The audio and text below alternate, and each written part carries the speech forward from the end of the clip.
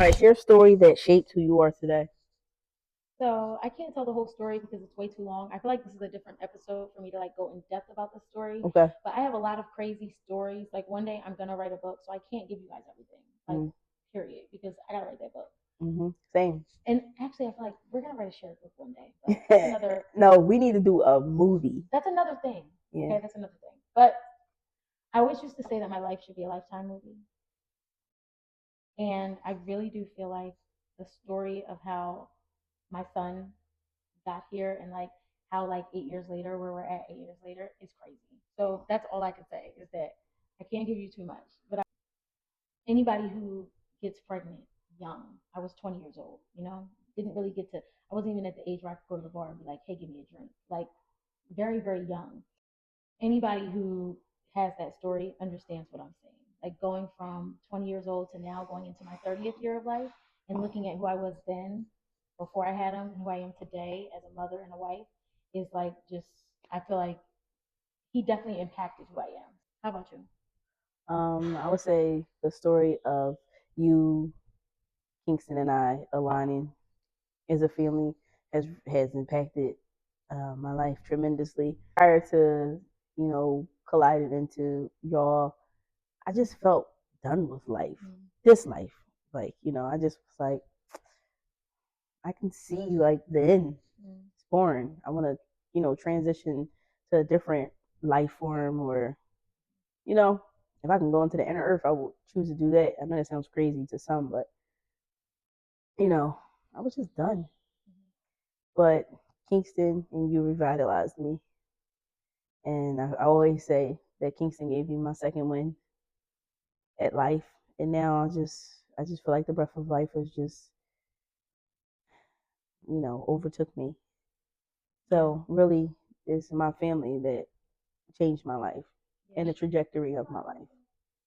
Yeah. Because my thought was really between Kingston and of course my second up is then me and Elle meeting because it formed everything to completion. What's your favorite book and your favorite movie and Oh why? my God, that's hard. My favorite book, Favorite book. Lord, there's so many good books out here. It's too How many can good I books out choose here. one? I know. The magic of thinking big. Okay. I mean, it's so hard though because there's so many books that I love. But the magic of thinking big. I was torn between that and spiritual warriors or healers, but the magic of thinking big. Okay. Yeah, because it really teaches you mind power and how to think. That's the book. That's the book. So what about movie? Ace Ventura, Pet Detective. Yeah, that was silly. So I'm not How surprised about that. Okay. about yourself? If I had to answer that question, I would say that my favorite book is The Four Agreements. It changed my life.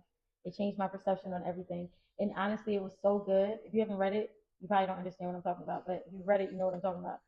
It was so good that for a year after reading it, I had to digest it. It took me a year to digest it fully and be like, wow, I've been living my life in a lot of judgment and just like a lot. Not only judgment of other people, but judgment of myself.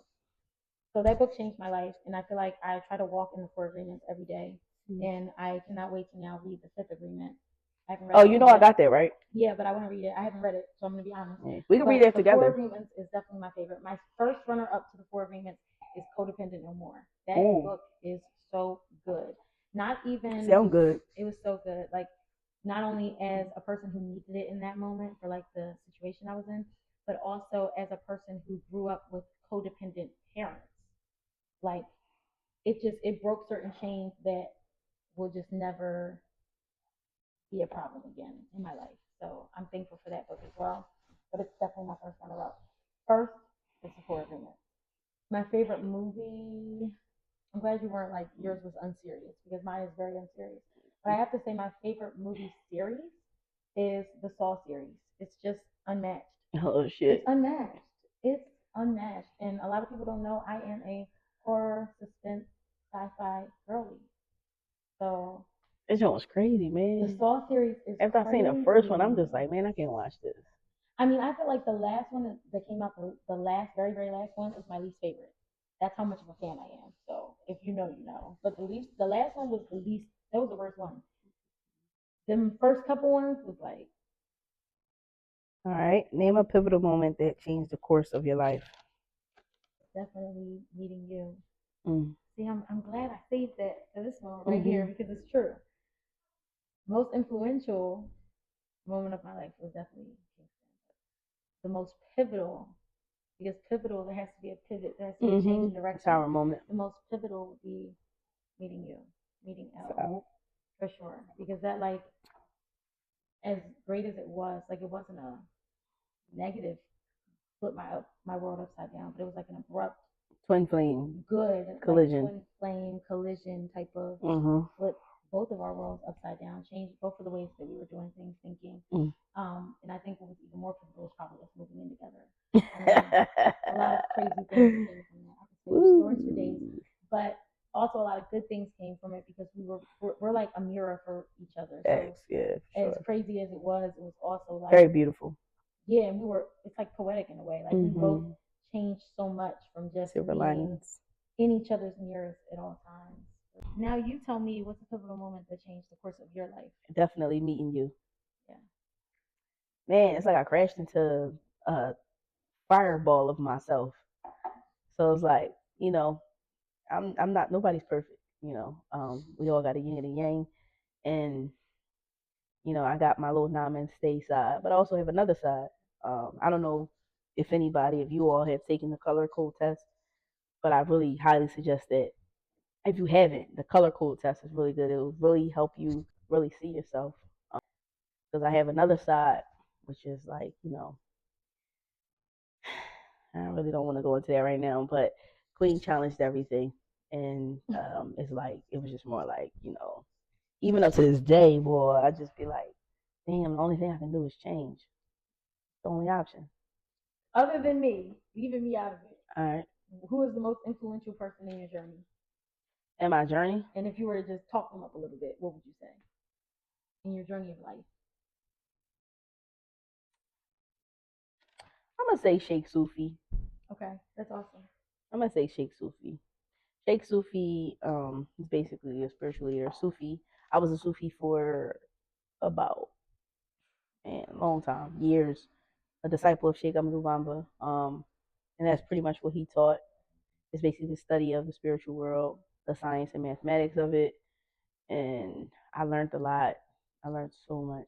It really helped shape um, who I actually am and how I perceive the world. Mm. You know, so Sheikh Sufi, he's a traveler. He travels all over the world, just you know, giving out light and telling people about the avatar Sheikh Amadou Bamba. I would say the most influential person in my life. I have to be honest, and like I'm telling you, I don't want to say this. I don't want to say this, but I have to be totally honest about the person who has influenced me the most in my life, other than my spouse. It's my mom. I It knew it. is. It It is. is. You talk about her all the I time. don't It's so want to say it, but beautiful. that girl like really imprinted on my life. Yeah, Like she's a deep. She's amazing. she is amazing. She She really really is. She is. has her ways that she really is amazing, and I do feel like I have a lot of her amazing qualities, and I think that's why she's like so influential. I think that still to this day, as a almost 30-year-old woman, I think I still like strive to make her proud in ways, and to me that's crazy because I don't really care about what anybody thinks. Everybody knows this about me. All right, Queenie. How do you define success? I define success as what I put in my high school yearbook, which is that success is actually failure turned inside out. You have to be willing to fail in order to succeed. There's just no other way. I feel like we tell Kingston this all the time. Like that's why you have to be a good sport and you have to be able to lose because losing, you learn the most from losing. You don't learn anything from winning. You just win, you're excited, your heart rate Success and goes up. progress. It's exciting, it's great, it's fun, you got a trophy, whatever. But you don't learn anything from that. You learn something by being critiqued and by losing. Yep. So success is failure turned inside out. You learn everything from every failure that you go through in life. Success is creating a goal, and I believe that when you start putting action behind it, even in failure, is success and progress.